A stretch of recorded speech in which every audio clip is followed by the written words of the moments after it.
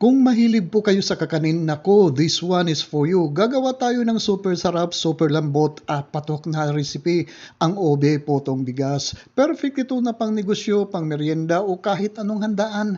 Ang bango at ang ganda ng kulay, di ba?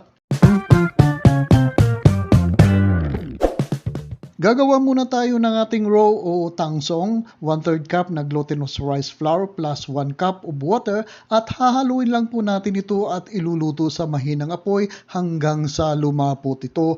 Isisit aside muna natin ito habang gagawin naman natin ang ating butter mixture. Sa isang mixing bowl ay paghahaluin lang po natin ang 2 cups na glutinous rice flour, 3/4 cup na sugar, 1/4 teaspoon na fine salt, 1 tablespoon na baking powder at 1 teaspoon na instant dry yeast. Pasensya na po at hindi ko po na-record ang iba pang mga sangkap dito. Dahan-dahan naman po natin idagdag ang ating 1.5 cup na coconut milk, pero kung ayaw nyo po ng gata ay pwede rin naman ang evaporated milk ang ilagay natin dito at haluin lang muna natin ito ng maigi bago po natin idagdag ang ating ginawang raw o tangsong.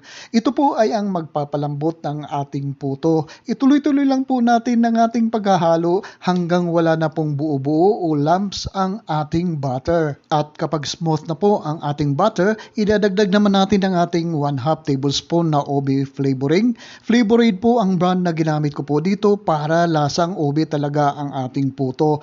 Pero guys, habang hinahalo po natin ito, huwag nyo pong kalimutan i-subscribe ang aking channel. I-click nyo lang po ang subscribe button sa baba at pati na rin ang notification bell para palagi po tayong updated sa mga susunod kong video uploads.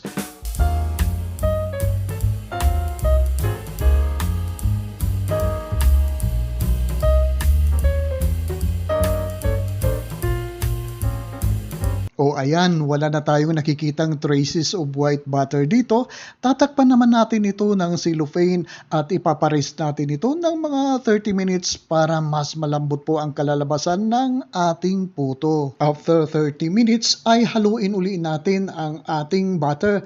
At ngayon ay ito po ay ready ng steam at iluto ang ating puto. Oops, pahiran muna natin ang ating mga molde ng vegetable oil para hindi mahirap tanggalin ang ating puto kapag ito po'y naluto na.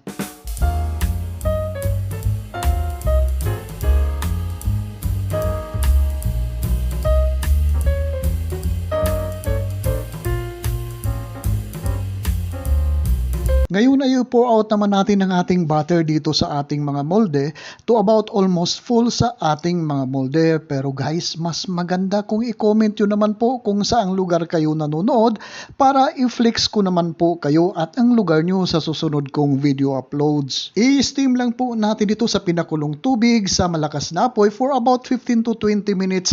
At tsaran! Ito na po ang ating nakangiti na ube potong bigas.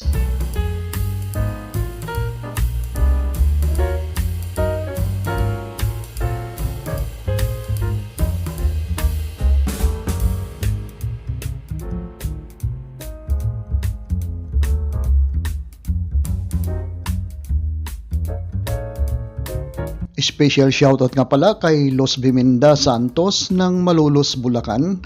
Maraming salamat po sa patuloy niyong pagsubaybay at pagtangkilik sa aking mga video recipe dito.